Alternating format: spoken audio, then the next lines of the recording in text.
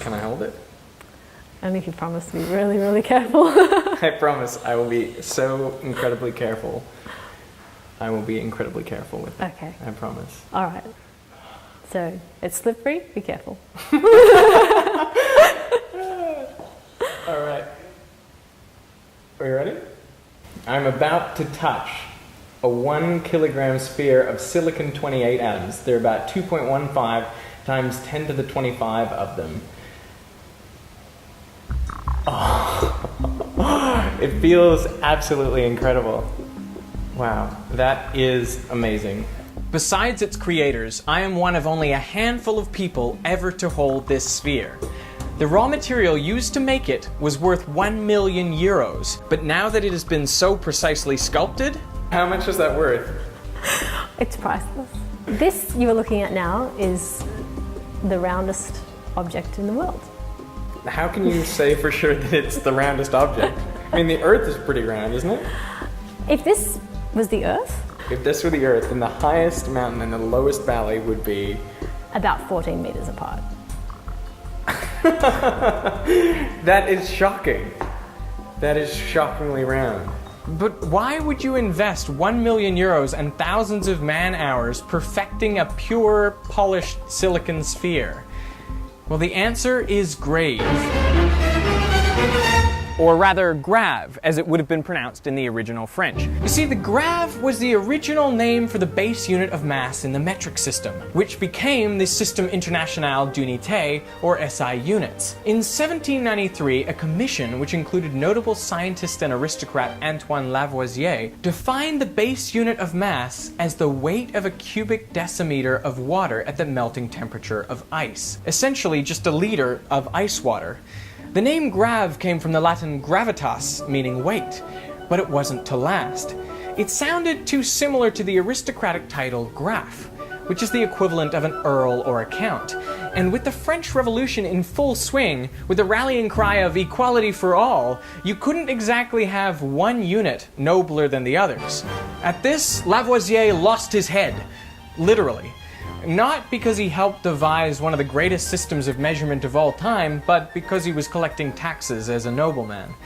So things really were grave. The new Republican government believed a grave would be too big for the things they wanted to measure anyway, and so they settled on a gram, which was just 1,000th of a grave.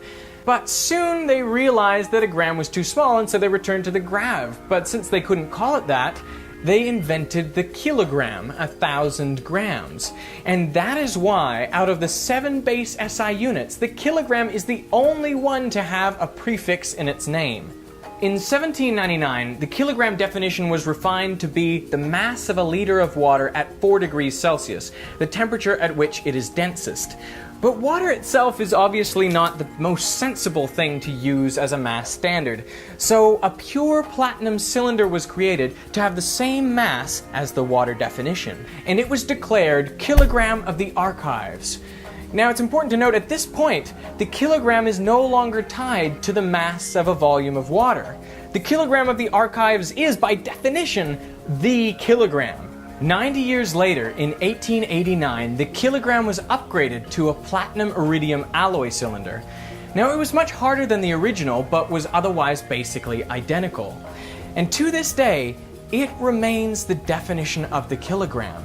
It is officially called the International Prototype Kilogram, though it's affectionately known as Le Grand K, or Big K.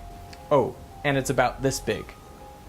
It is the only thing in the entire universe with a mass of exactly 1 kilogram, because it is the kilogram. It is also the only SI unit that is still defined by a physical object. It sits under 3 bell jars next to 6 sister kilograms in a climate-controlled vault, locked by 3 independently controlled keys in the basement of the International Bureau of Weights and Measures on the outskirts of Paris. Now, if you were able to break into the vault and tamper with Big K, you would actually be changing the definition of the kilogram, a definition on which many of our measurements rely. And so you would throw the world into chaos. Well, no, not actually. But how would anyone ever know if the mass of Big K changed? Well, when it was first created, 40 identical replicas were also made. Well, they weren't quite identical. They had a mass which was slightly different to Big K, but those offsets were recorded. Now, these replicas were sent out to countries around the world to serve as their national standards. In 1948, the kilograms were reunited for a weigh-in, and this is when the problems started.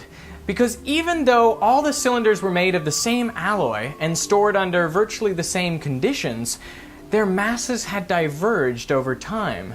The mass of Big K wasn't even the same as the 6 sister cylinders stored with it. And to make matters worse, when they were brought together again 40 years later, their masses had further diverged, up to about 50 micrograms. That's about the weight of a fingerprint. But fingerprints were not the culprits, since the kilograms were carefully washed before their weigh-ins. So some physical process must have actually changed the mass of the cylinders. But how that exactly works remains a matter of speculation. One thing is for certain, the mass of a platinum iridium cylinder is not stable over time. And this is a big problem. You can't have a unit which changes its value. And the fallout isn't limited to measurements of mass, since of the 7 base SI units, 4 of them depend on the mass of the kilogram, not to mention all the derived units like newtons, joules, volts, and watts. At this point, those of you in countries that have not adopted the metric system, yes, I'm speaking to you, Liberia, Burma, and the US, you may be feeling rather smug that your base unit of mass, the avoirdupois pound, is no longer defined by a physical object. No, instead it is defined as precisely 0.45359237 kilograms sucked in. So clearly something needs to be done to eliminate the kilogram's dependence on a physical object. And this is where the silicon sphere comes in. But how exactly does that help? Here you have a physical object, and it's beautiful, but, it's still a physical object. You're trying to get away from that. We're trying to get away from the physical object, but what we're doing with this particular object is counting how many atoms are in there. You can't actually count how many are in there, can you? You can't count how many are in there, but you can calculate how many are in there because this material is silicon. There's no voids or dislocations. So this is like a perfect crystal of silicon. That's right.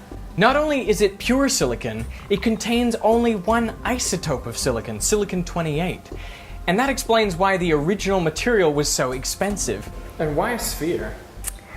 Well, a sphere is a pretty simple object. If you know the diameter of the sphere, you can characterize the entire dimension of the object. Well, that explains why the sphere has to be the roundest object ever created.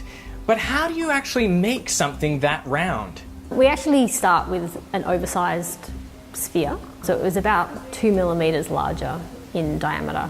And then we just grind it progressively finer and finer using abrasive. It's actually massaging atoms. You're down at that level of trying to control the shape of an object down at the atomic level. But making the sphere is only half the battle. Then you need to accurately measure its diameter. The diameter is actually measured via a laser.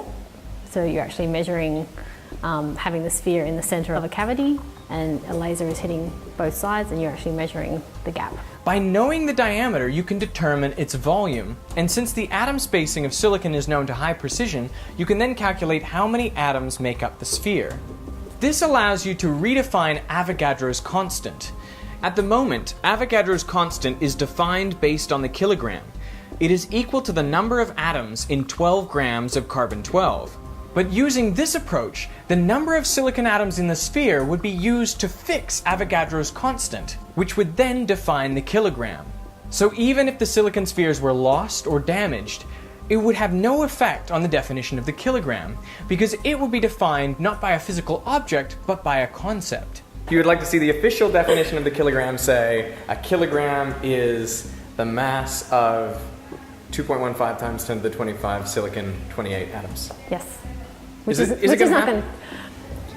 There's a likelihood, a high likelihood that it's going to happen. But there is another approach to redefining the kilogram, which involves fixing Planck's constant, and it's done using something called a Watt balance.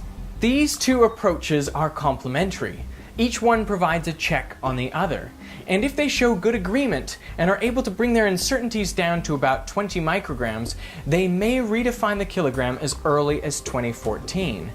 And then the kilogram finally will be an unchanging unit, no longer defined by a physical object in the basement vault of some place in Paris.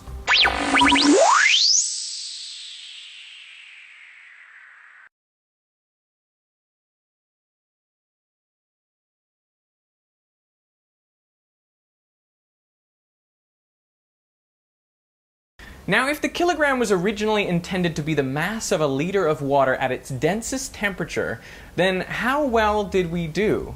Well, if you look at a liter of water at nearly 4 degrees Celsius, it has a mass of 999.975 grams. So I guess you could look at this two ways. On the one hand, you could say the kilogram is slightly heavier than it should be. But on the other hand, 214 years ago, scientists were able to create an artifact that was correct within the margin of error of a grain of rice. Now that is truly remarkable. Now, if you want to hear more about the watt balance, let me know in the comments and I will see what I can do. It does seem to be the front runner in terms of redefining the kilogram. So we will have to wait and see what happens. One last thing, I should point out that it took an international collaboration of scientists to create the silicon sphere. But don't you think that the scientist who originally conceived of silicon as an element should receive some of the credit? Well, in 1787, that was none other than Antoine Lavoisier. So he's been involved in the definition of a kilogram from start to finish, or from cradle to grave.